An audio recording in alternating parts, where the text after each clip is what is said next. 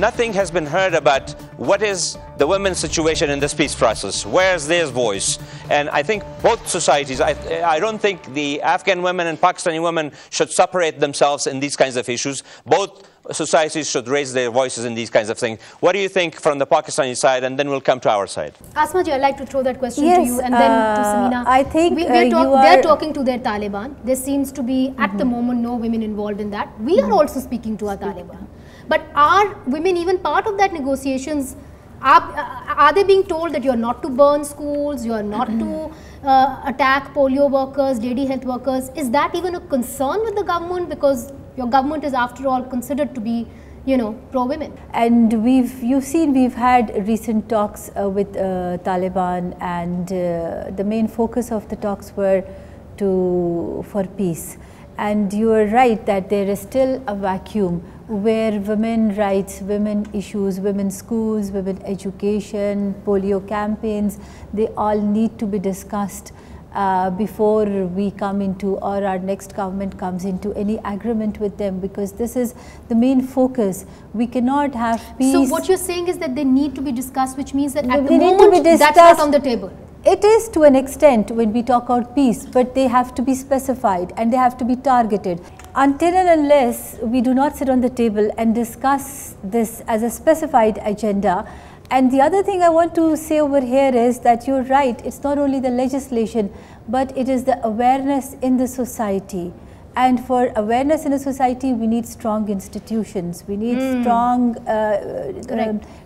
institutional pillars in a society to give the support to the women. And for that, again, we come back to strong democracy.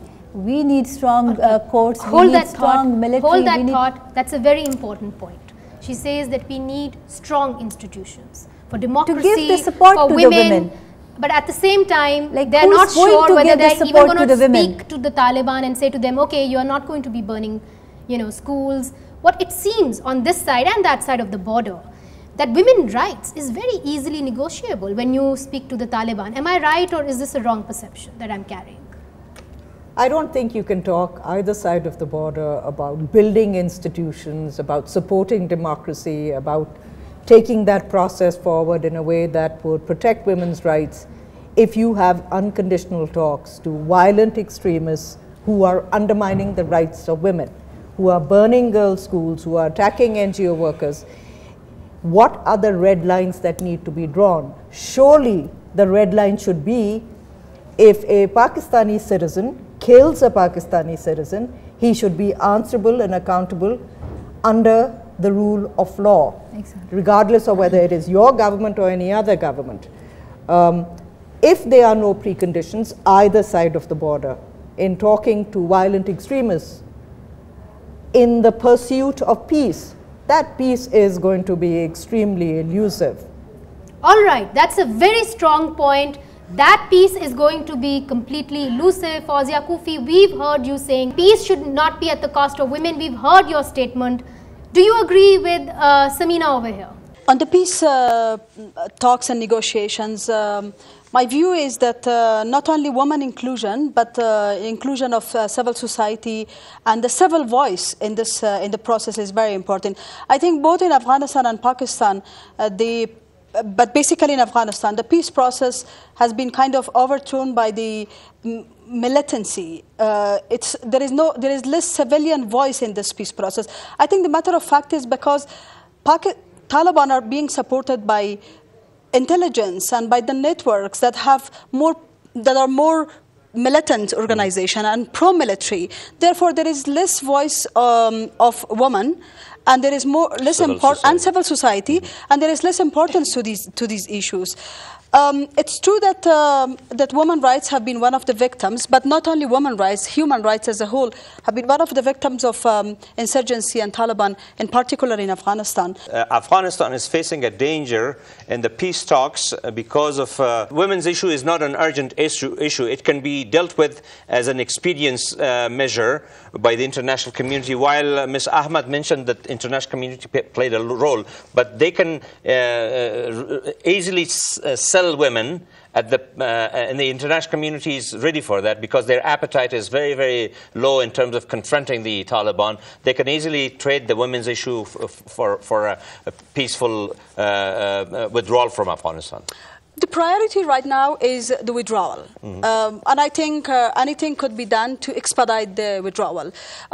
We have heard from the world leaders that women's rights and the gains of the past 10 years will not be reversible. They're irreversible gains. And I also agree that when we speak about changes, and we spoke about changes, coming from a very rural area in Afghanistan, I believe that women, men, children in those areas will not afford to experience the same kind of Taliban regime that they experienced in 1996. But even if they don't, even that kind of regime, notwithstanding other obstacles, even if that kind of regime doesn't come, even a less harsh regime will also trample the rights of women. Is that acceptable? I think the society has progressed so much, which has not been reported through media. The so-called religious scholars that are being trained in Pakistan and Iran madrasa who talk against girls' school, but in the same time there are women and men that accept the threat. You remember last year in one of the provinces called Takhar,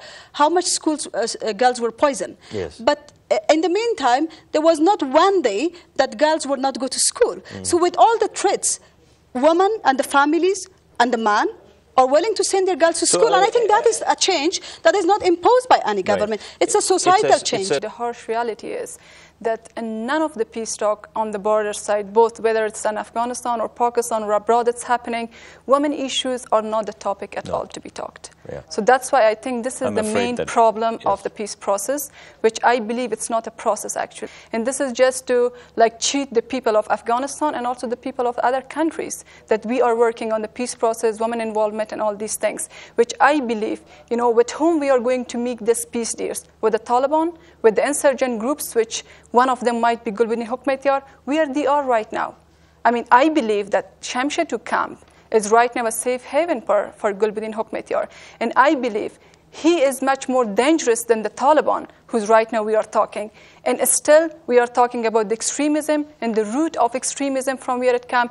I think until we are not targeting how we can combat with this peace process will not bring peace in Afghanistan. One of the concerns that came from them, they said you are speaking to the same people who repressed women's rights in Afghanistan. Gulbuddin Hikmatyar, and that's what Asma ji they refer to, that these are people who were encouraged by General Zia. We all know that. They have been very regressive with women.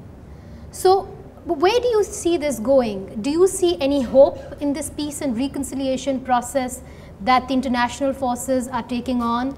Who do you blame if women are not involved? Is it the international forces? Is it the Afghan government? Or maybe the women are too weak in Afghanistan? I don't think women are weak anywhere. It's a different matter if they can make their voice heard in an institutional fashion. Women in Afghanistan have survived 30 decades of civil war, and they have emerged very strong. Not organized, but strong. And I think that's true of women here. Women's rights in Pakistan were taken away by dictators, restored through democratic processes. Not exactly where we need to be, but where we should be going. But in both countries, this process, this progress, even if it's going to take ages for women to get to where they should be, can be derailed completely if, in the interests of peace within inverted commas, compromises are made. And this goes for both Pakistan and Afghanistan. These short-sighted peace deals made in Pakistan have led to the spread of extremism in your home province, in FATA, and beyond. In the Afghanistan context, let's hope the same thing doesn't happen.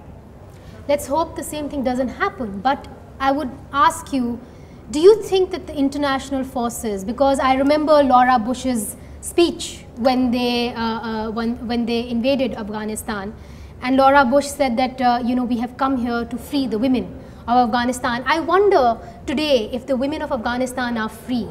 And is it the international forces that are also, for political expediency, giving away women's rights? Do you blame them? Do you think that they should maybe be more careful? I think it's important for all of us to raise these concerns before there is an agreement reached. No agreement is going to be reached in the near future. But to prevent any such agreement being reached that would undermine the rights of Afghan women, the rights that they already have, and the rights that they should be able to gain in the future. That is, I think, everybody's responsibility, not just the responsibility of Afghans, but for any concerned citizen anywhere. She's saying it's the responsibility of concerned citizens. You are a parliamentarian from the Khyber Pakhtunkhwa neighboring Afghanistan. You have a women's caucus, you have South Asian women coming together to talk about women's issues. Are you concerned about what is happening in Afghanistan? Would you offer them a hand of friendship, perhaps support in this time of need? Definitely. I think this is 2013 and 2014 is a time of change for Pakistan and Afghanistan women. And they have their elections and we have just our elections in the corner. So this is for these two nations and the women of these nations to decide. Asma ji, they want to know. They want to know that in this time of need, are you going to be building bridges? Will you be perhaps saying that give Afghan women their rights when you are speaking to the Taliban in the peace and reconciliation process in Qatar, for example? Will you say to the Americans and your Pakistani friends that perhaps this should also be a concern on the table? I think in Qatar or anywhere where these dialogues are going on, I don't think so that it is much to the interest of the West that how much Pakistani women and the Afghan women should have the true democratic support and they should have all their rights.